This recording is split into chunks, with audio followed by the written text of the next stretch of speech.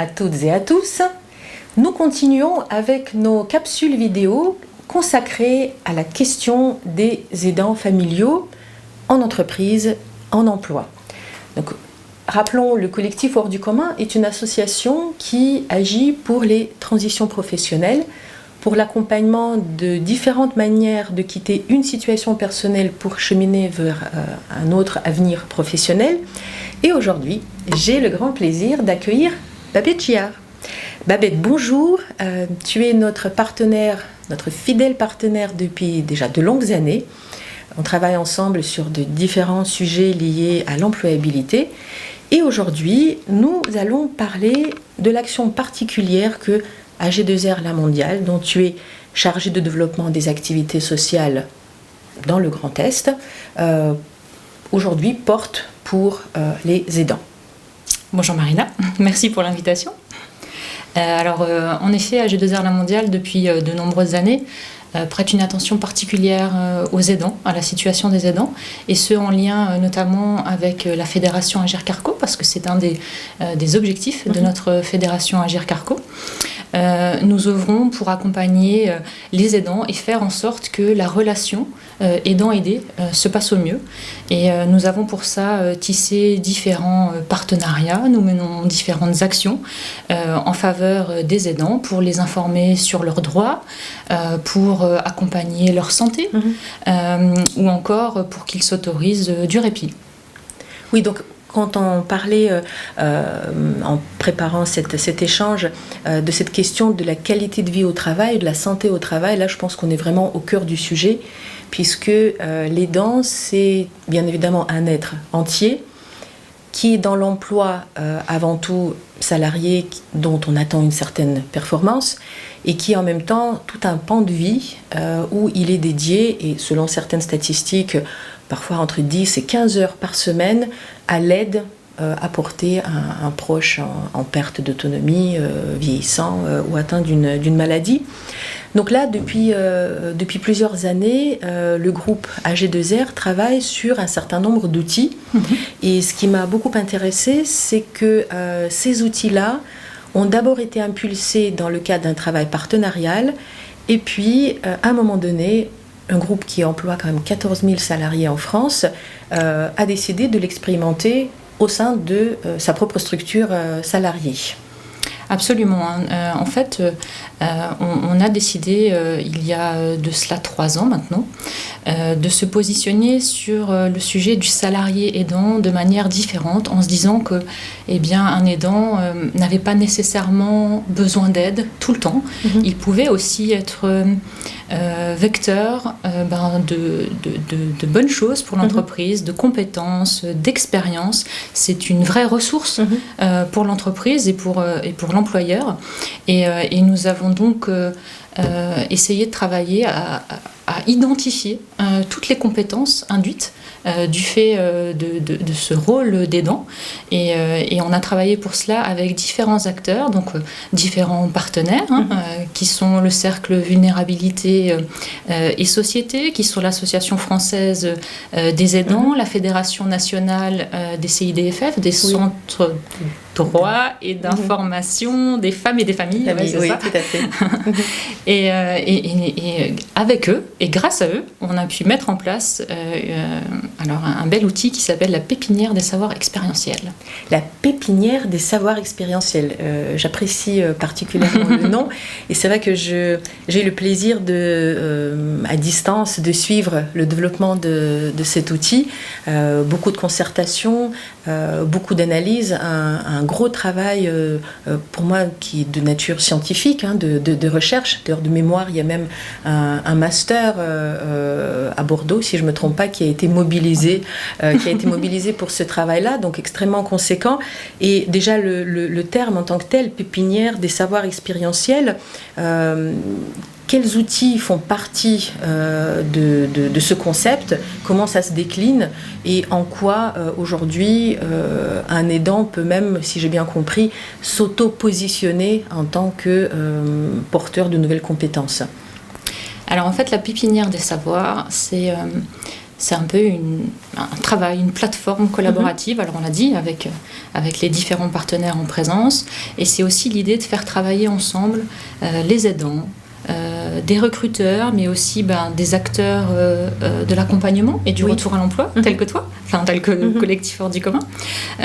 Et puis, de pouvoir ensemble réfléchir à effectivement quelle est la valeur ajoutée des aidants et des salariés aidants dans l'entreprise.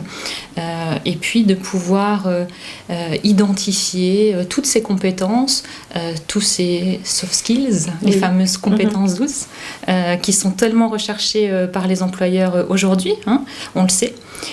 Et donc cette pépinière a conçu et testé un certain nombre d'outils, à la fois à destination des employeurs, des entreprises, mais à la fois effectivement à destination des aidants, pour que lui-même puisse identifier les compétences qu'il a ou qu'il avait développées, et puis s'en servir dans son parcours professionnel, soit pour mettre en avant cette expérience et évoluer au sein de l'entreprise, soit si c'est un aidant qui doit reprendre une activité après avoir arrêté parce que justement il était aidant, lui permettre de valoriser cette expérience pour ne pas avoir un trou, on en parlait tout à l'heure, ne pas avoir un trou dans son CV effectivement, et se dire voilà, j'ai été aidant et voilà les compétences que j'ai pu mettre en œuvre durant cette période où je n'ai pas travaillé, je n'ai pas eu d'employeur. Donc il y a eu un énorme travail de fait qui a permis effectivement d'identifier toutes ces compétences. Quelques exemples, je peux te donner quelques exemples sur par exemple travailler en équipe, résoudre des problèmes complexes, savoir utiliser des technologies, de l'informatique, des outils numériques, etc. Et puis bien sûr un sens de l'organisation plus lorsque l'on est aidant.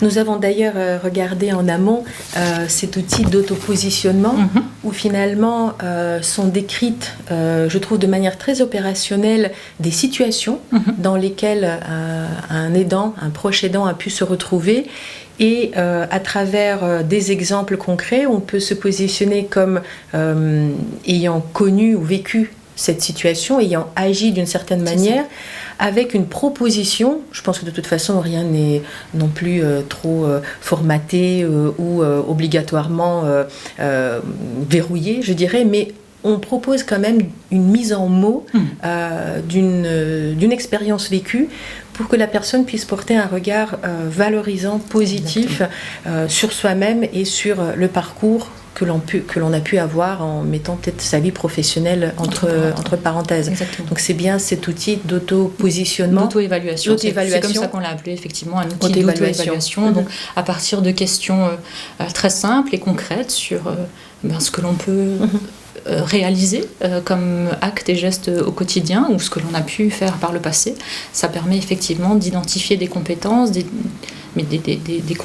compétences qui sont pour le coup bien réelles et bien identifiées et bien recherchées par les entreprises, et que l'on pourra mettre en avant sur son CV ou lors d'un entretien effectivement avec un employeur ou avec son employeur.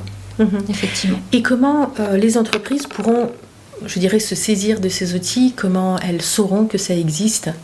Alors on a réussi à embarquer avec nous déjà un certain nombre de grandes entreprises, et on est très content de ça. Et puis tu le disais précédemment, c'est vrai, j'ai pas rebondi, on est assez content aussi que notre groupe, notre direction des ressources humaines d'AG2R La Mondiale soit partie prenante aussi de ces entreprises qui testent les outils. Donc ça veut dire qu'on a mis à leur disposition, donc on parlait du questionnaire d'auto-évaluation tout à l'heure à destination des aidants, il y a aussi tout un référentiel de compétences qui a été conçu et qui a été mis à la disposition effectivement de nos entreprises clientes et partenaires, et elles testent en ce moment même ces outils pour voir comment est-ce qu'avec les directions des ressources humaines, les salariés, comment est-ce qu'on peut s'approprier ces outils, quelle est la plus-value, enfin voilà, on est vraiment dans une phase de test, et les premiers retours que l'on a sont très positifs et très encourageants, on est vraiment satisfait.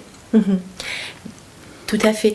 Et par rapport à cette expérience qui, pour certains, comment dirais-je, n'est pas nécessairement à valoriser, plus vue comme une forme en soi, une forme de handicap.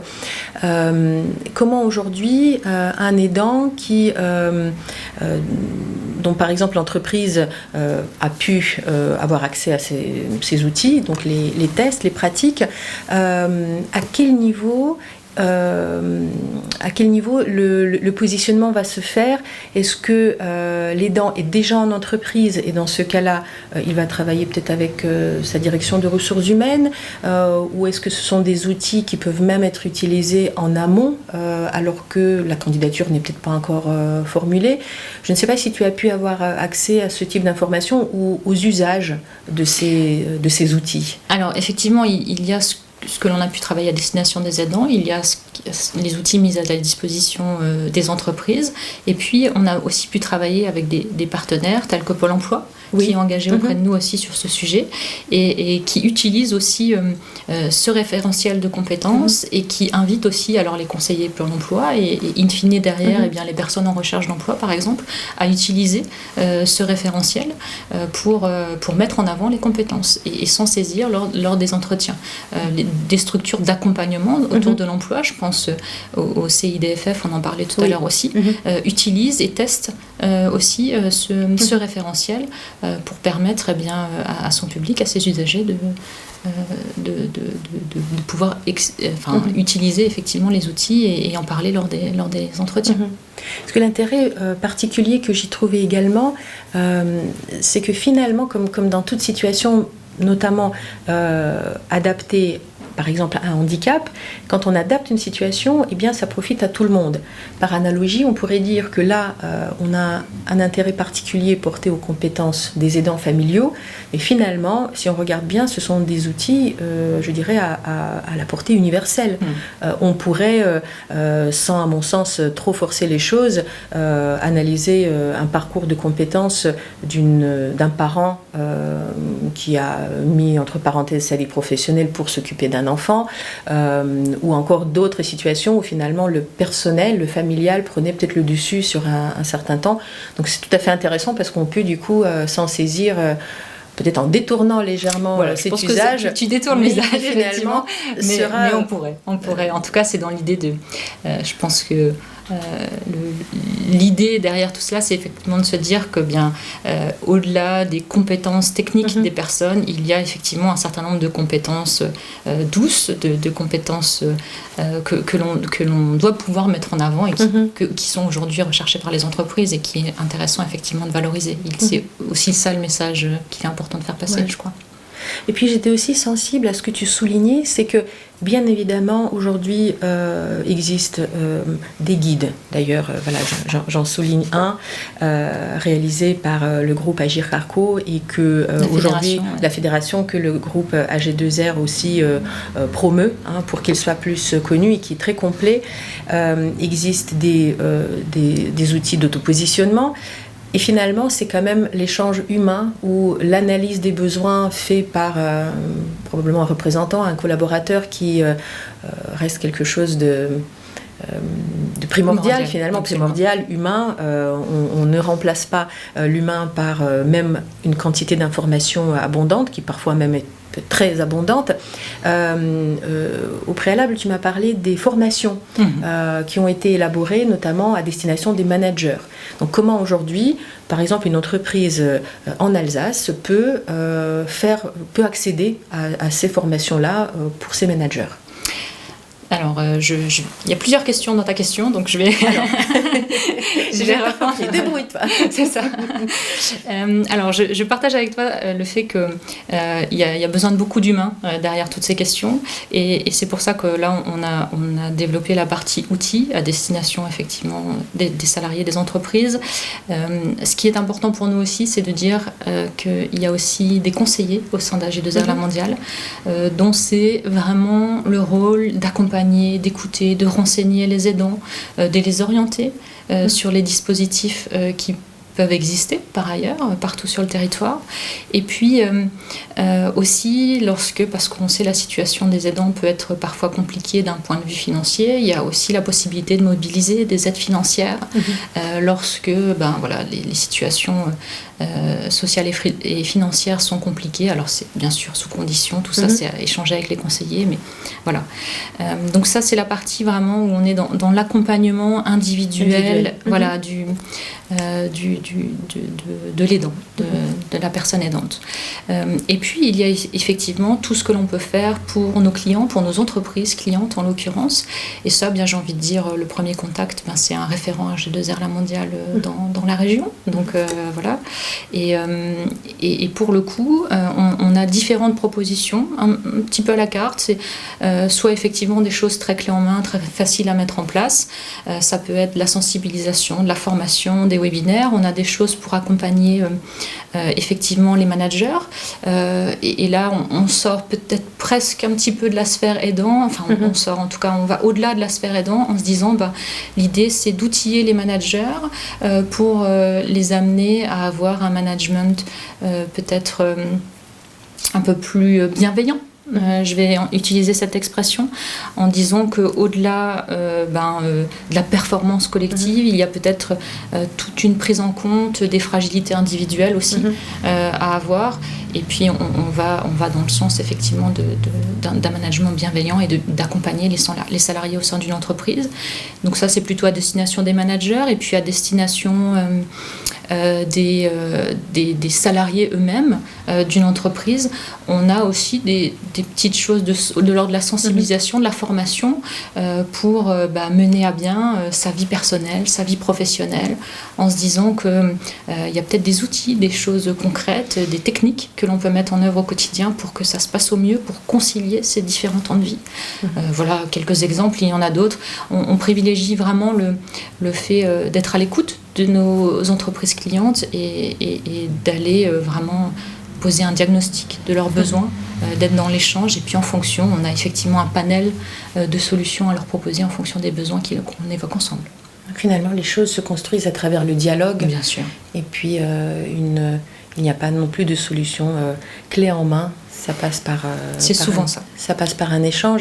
Puis j'ai relevé aussi dans tes propos ce mot fragilité qui fait écho au cercle de vulnérabilité, qui est finalement aussi un des partenaires, et un des partenaires qui peut même proposer des formations sur... c'est ça. Une des formations que j'évoquais effectivement était la sensibilisation des managers, et notamment proposée par ce partenaire. Effectivement.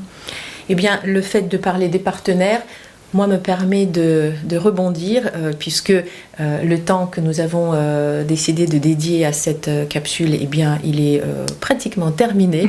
Et quand on parle des partenaires, bien évidemment, Babette, c'est un très grand merci pour le soutien que le groupe, et à travers ta personne, nous accorde, et cette attention. Et on a toujours été dans l'échange, voilà, et dans cette relation très terrain opérationnel. Et en même temps, aujourd'hui, le parcours que le collectif propose pour les aidants familiaux, qui les accompagne vers l'employabilité, se construit à travers et grâce au soutien de la conférence des financeurs, qui est aussi une dynamique collective, collaborative, dont on sent le soutien. Et donc, encore une fois, nos remerciements, puisque grâce à cette dynamique, nous pouvons expérimenter, innover pour les personnes qui cherchent à construire un nouveau chemin professionnel après ou un passage, ou quand une solution a été trouvée, mais finalement l'absence de ce proche aidant peut devenir aussi un moment de grosse remise en question. Donc pour cela, nous expérimentons un parcours qui les amène vers une construction d'une nouvelle identité professionnelle. Merci à vous toutes et tous qui nous avez suivis, et portez-vous bien. À bientôt. Merci, à bientôt.